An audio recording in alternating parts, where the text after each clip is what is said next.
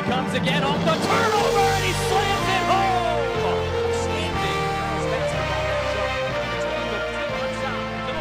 Good afternoon. Welcome back to Unscripted with Skood Sports. I'm John Skood, just excited to bring you another rendition of Unscripted here on Skood Sports.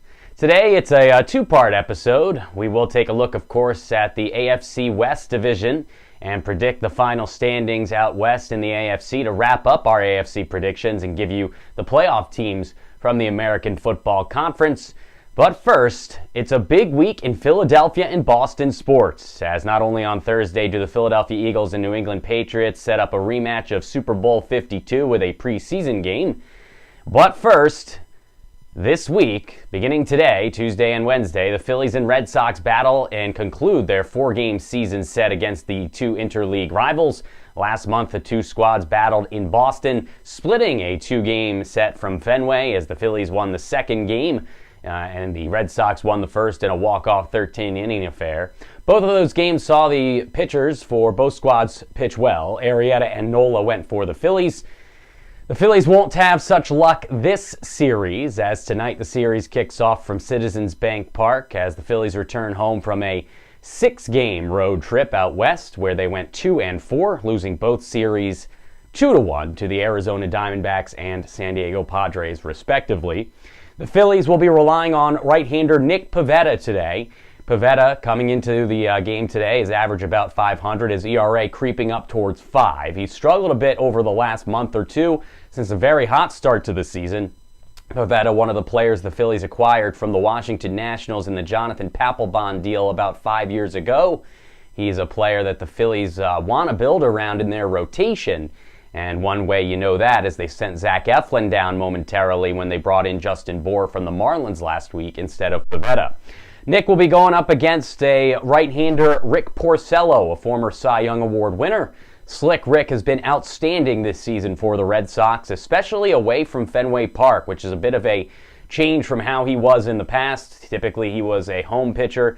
Not so much anymore. Now, Rick is going to be taking a stellar road record into the matchup tonight against the Philadelphia Phillies. In Game 2 of the series tomorrow, Vincent Velasquez will go for the Fightins. He's had a solid campaign, though the win-loss record may not show it. Vince has a solid ERA in the 3s. Last time out against Arizona, he struggled a bit but got no run support, as has been the case for the Fightin' Phils over that West Coast road trip. Phillies offense really struggled on the road. We'll see if a return to Citizens Bank Park will be the buoy that they need to get their season back on track. Right now, the Phillies in second place in National League East behind the Atlanta Braves. As you see on your screen there, the NL East standings, the Phillies slightly behind Atlanta, who played a doubleheader yesterday.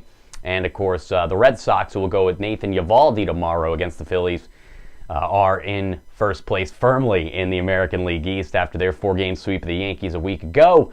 They have been outstanding all season long. This is a team that just doesn't lose 2 games in a row, and it shows with their record. Well on pace to set the franchise record in wins, and that's saying something for a team that's been around since the 19th century.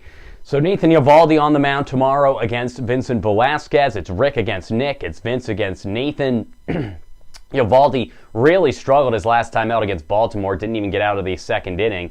That after he was lights out in his first 2 starts as a Boston Red Sox, not allowing a single earned run.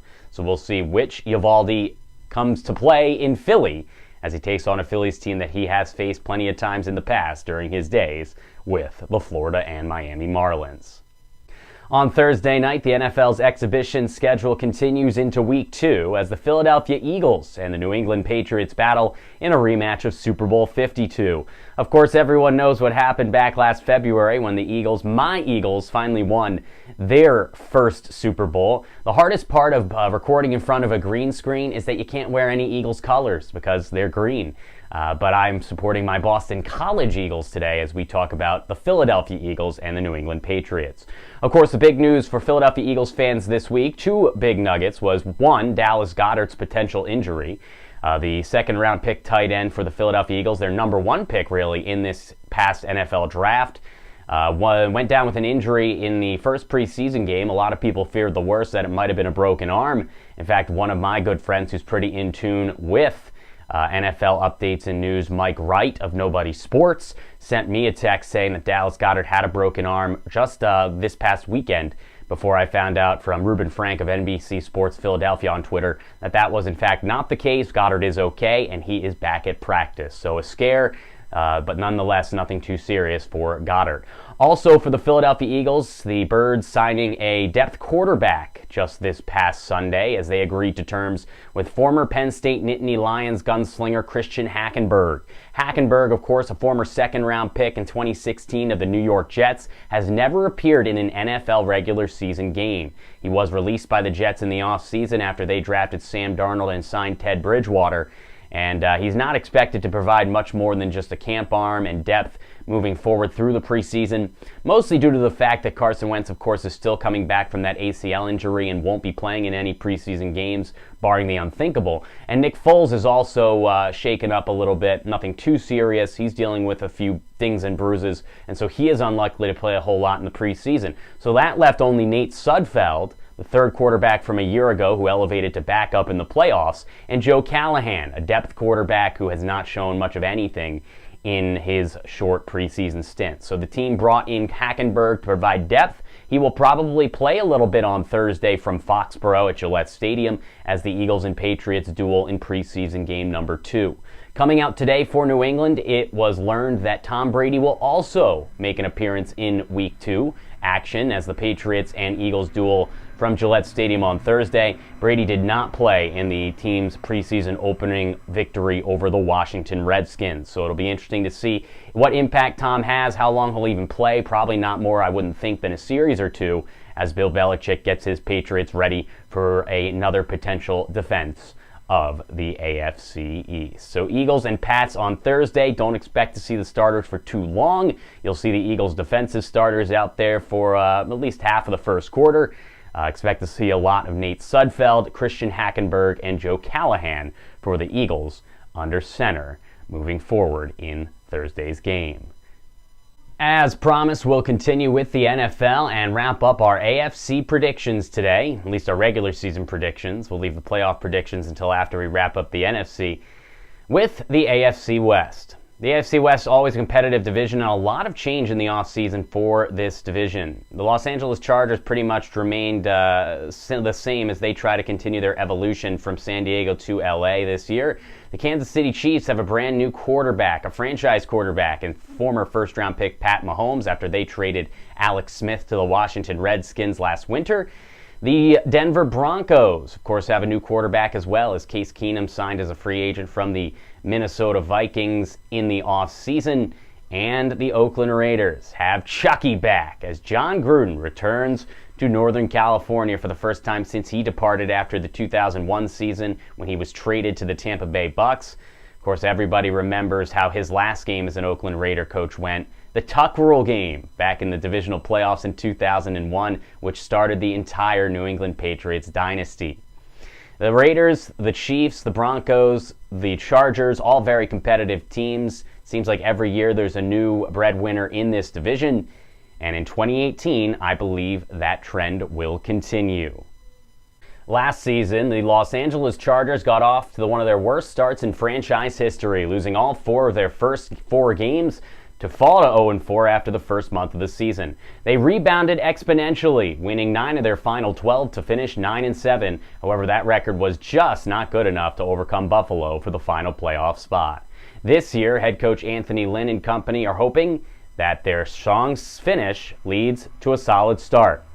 The Chargers added a couple of veteran additions in the offseason. On offense, Mike Pouncey, the former center for the Miami Dolphins, joins the squad. Jalen Watkins, a former special teamer and third safety, 5th D-back for the Philadelphia Eagles, joins the team. And former Eagles kicker Caleb Sturgis also joins the squad as he will compete for the starting kicker job in Los Angeles.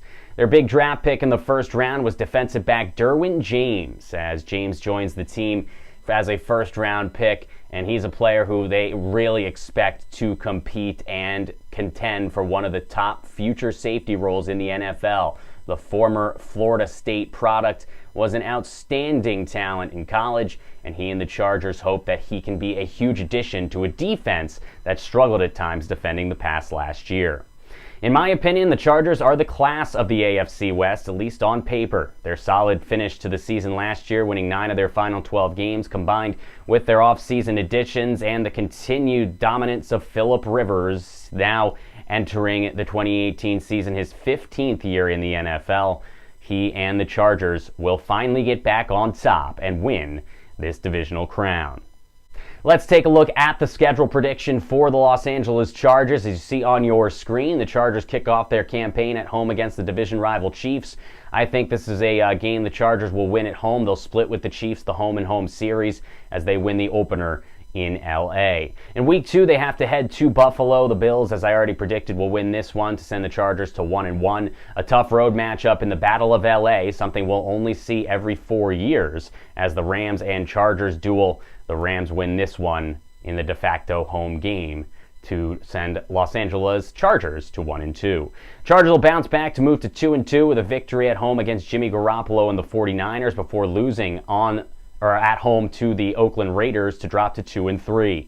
A road victory against the Browns followed by a home win in London against the Tennessee Titans will move the Chargers over 500 at 4-3 heading into their bye week. After a tough road loss against the Seahawks coming out of the bye week to drop to 4-4, the Chargers will go on a run to finish the season as they will win 7 of their final 8 games to clinch the AFC West. They'll beat the Raiders on the road before taking care of a couple of home battles against the Broncos and Cardinals. A critical road win against the Pittsburgh Steelers sets them up for a strong finish against a schedule in their final 4 games that is favorable for Los Angeles, including 2 home games against the Bengals and Ravens, both of which I think they'll win.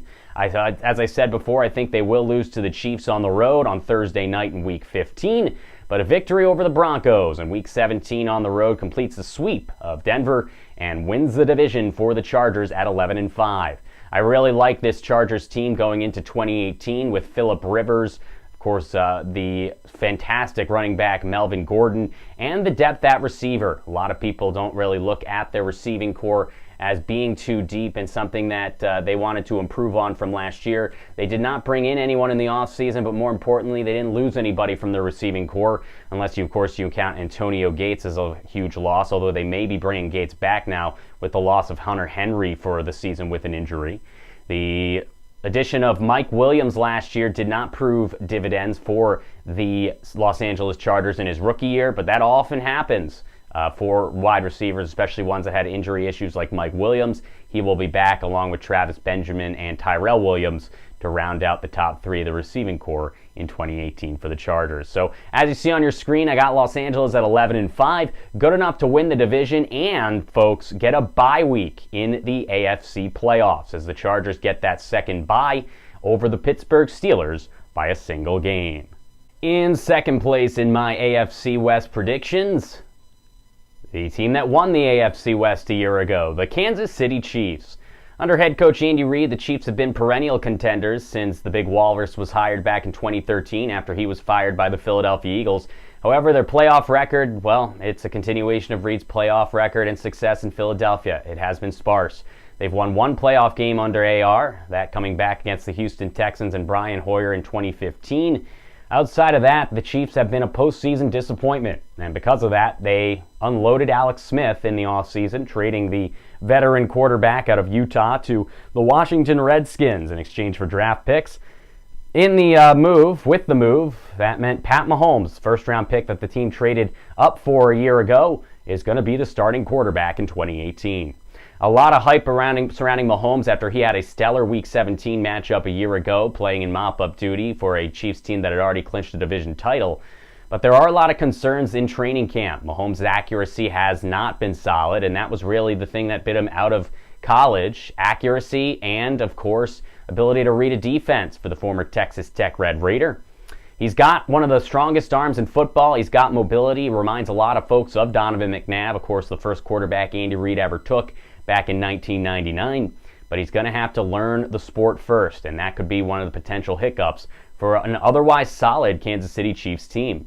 The Chiefs improved their receiving core and weapons around the young quarterback Mahomes by acquiring Sammy Watkins from the Los Angeles Rams in the offseason. But a lot of losses for the Chiefs, both on offense and defense. Alex Smith, of course, is gone. Albert Wilson is gone. Benny Logan is gone. Tamba Ali is gone. Dee Ford is out of here. Derek Johnson, the all-time tackles leader for the Kansas City Chiefs, is gone. Darrelle Revis, Marcus Peters. Peters, of course, was traded to the Rams due in large part to the fact that he's an absolute nutcase. But here we are. This is a team that got rid of so many players in the offseason, as something Andy Reid was prone to do as the Philadelphia Eagles coach, and how will it affect them in 2018?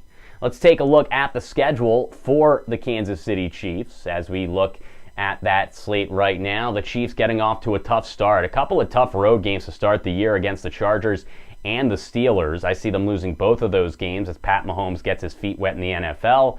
As Mahomes gets a little more acclimated, so too will the Chiefs' record, as they will beat the 49ers at home before a tough Monday night loss to the Denver Broncos sends them to 1-3. All the panic is for naught in the early going, as the Chiefs will reel off a solid winning streak to set themselves up for a potential playoff berth.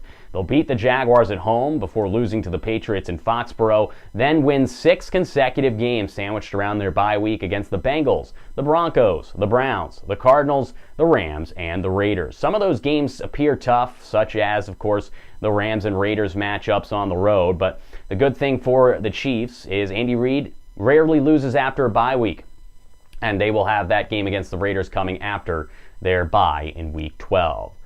With the win over the Raiders in Week 13, the Chiefs will move to 8-4, and everyone will be heralding Andy Reid as we had another amazing Andy Reid season. He takes a young, fresh quarterback with no experience and leads them to division championship glory, as everyone is crowning the Chiefs as a potential Super Bowl favorite, just like they did after their solid, undefeated start a year ago. But alas, December rears its ugly head. The Ravens will beat the Chiefs from Arrowhead in an upset in Week 14 before the Kansas City team will be holding fort at home against the Los Angeles Chargers.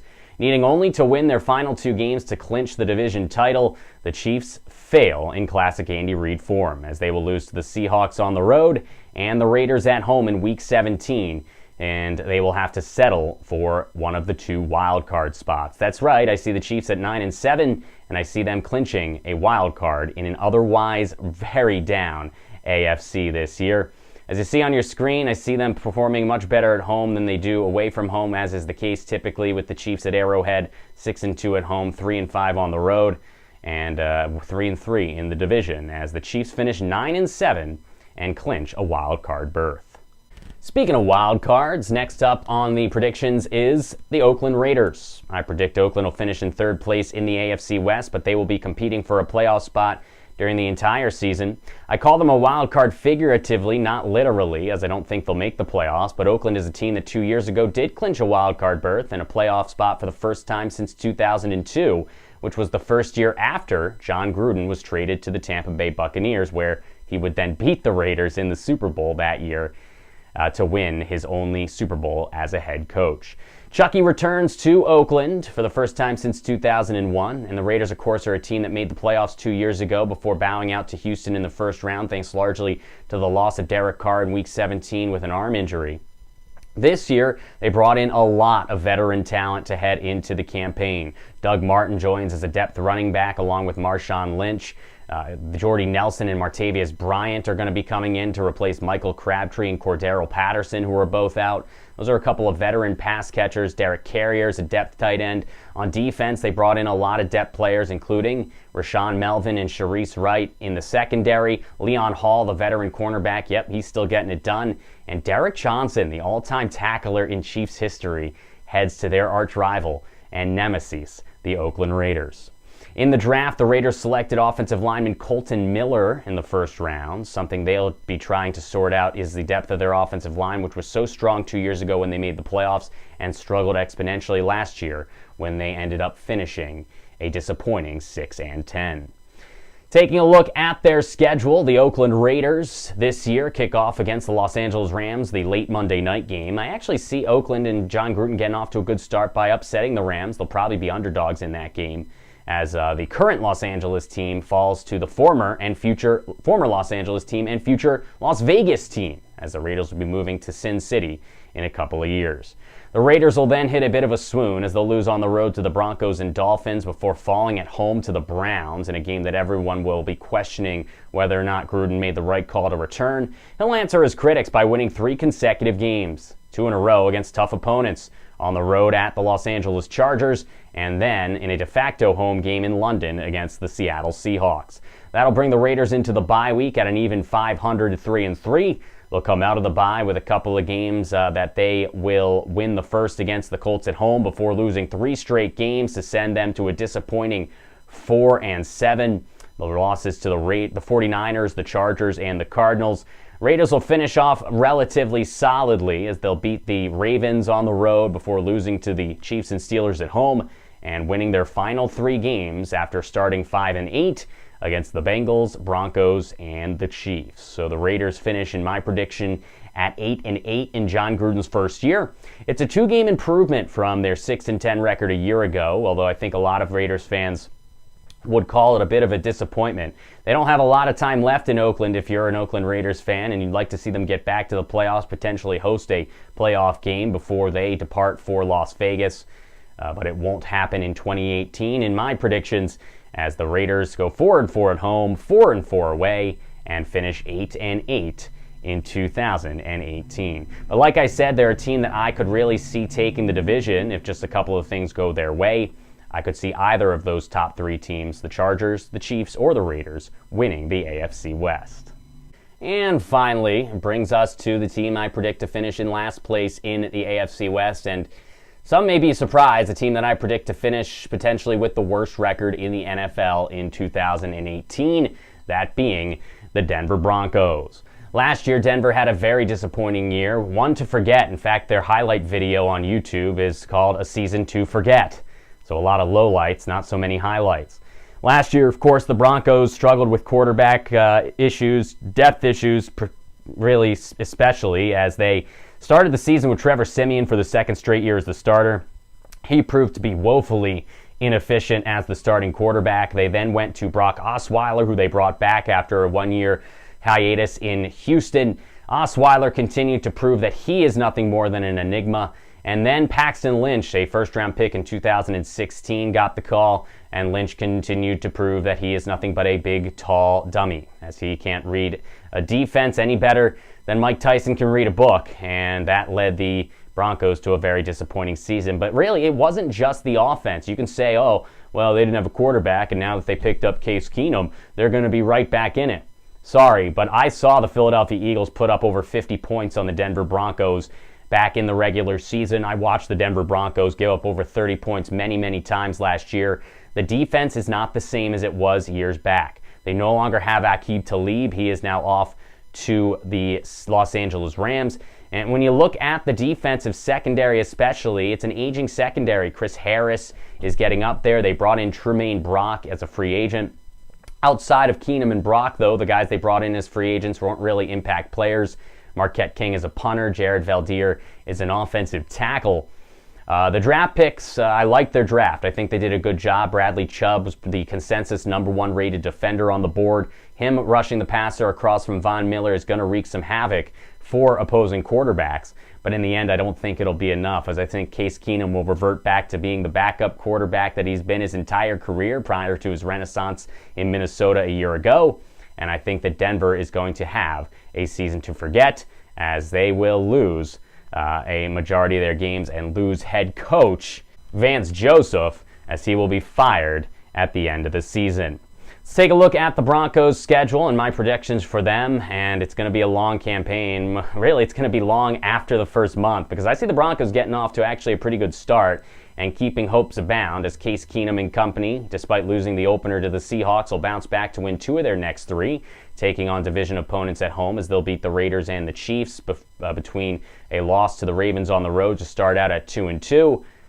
And then I don't see them winning another game the rest of the year. Yes, that's right. Whether it be with injuries or just sheer loss of the locker room, I think Vance Joseph's going to lose control of his team. We've seen this a lot of times. I remember back in 2001, the Carolina Panthers won their first game with Chris Weinke in the opener and then lost 15 in a row. It's happened before. Heck, the Cleveland Browns have only won one game the last 2 years. This is a much more talented team than the Browns. When you look at this schedule, there's not a whole lot of easy winnable games. That Jets game could be won on the road in Week 5, but I think that New York's going to take up a win there, and then the Broncos hit a real tough patch in their schedule the rest of the way.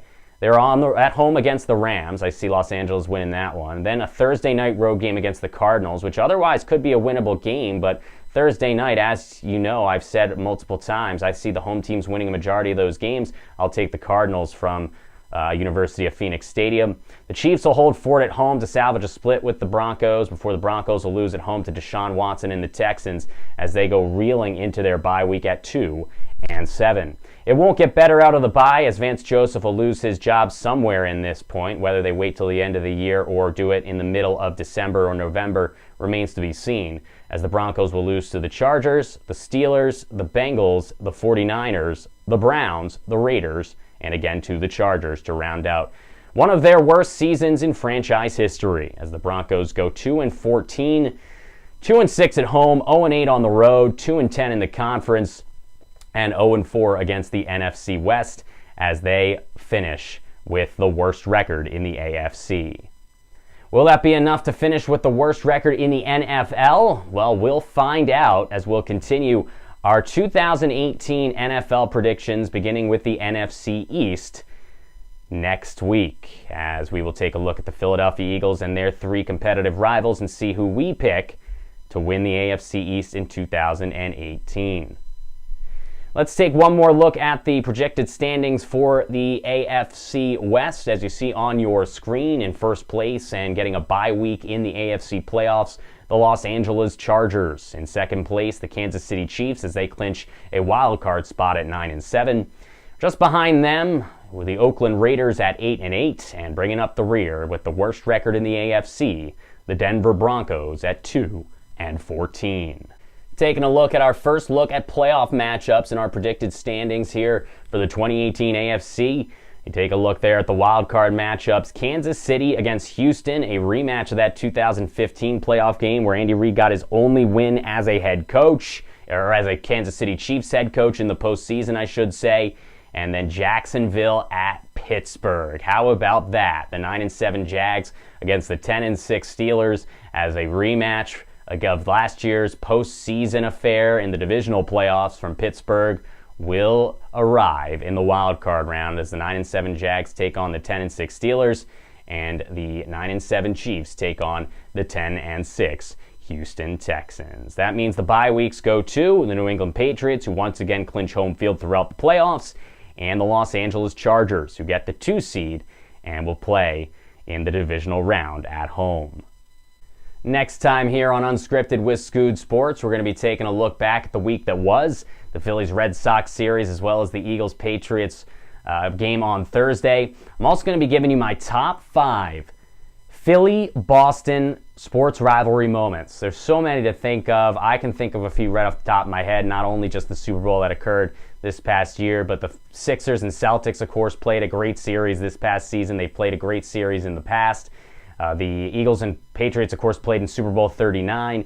The Phillies and Red Sox, not as many great moments, but I can think of a couple that come to memory that I would like to rekindle. And, of course, that 2010 Flyers-Bruins series where the Flyers came back from down 3-0 to win the series. And, of course, I'm pretty sure, if I don't recall right, the Flyers and the Bruins playing in a Stanley Cup back in the 70s that one or two of you may remember as well. We'll look at a top 5 Philly-Boston sports moments as well as preview the NFC East. Will the Eagles win their second straight title, or will it continue? Of course, no team has won back-to-back NFC East titles since the Philadelphia Eagles did it in 2003 and 2004. Will we have a new division champion? It would be a surprise, but not unthinkable, as it's a very talented division with a lot of improvements in the offseason. Until then, and until next time, good night, good luck, and good sports. I'm John Skoudris. This has been Unscripted with Skood Sports. If you like what you see here, like, share, and subscribe. We'll be bringing you all the sports that fit into one video throughout the fall, winter, and beyond. Good night and good luck.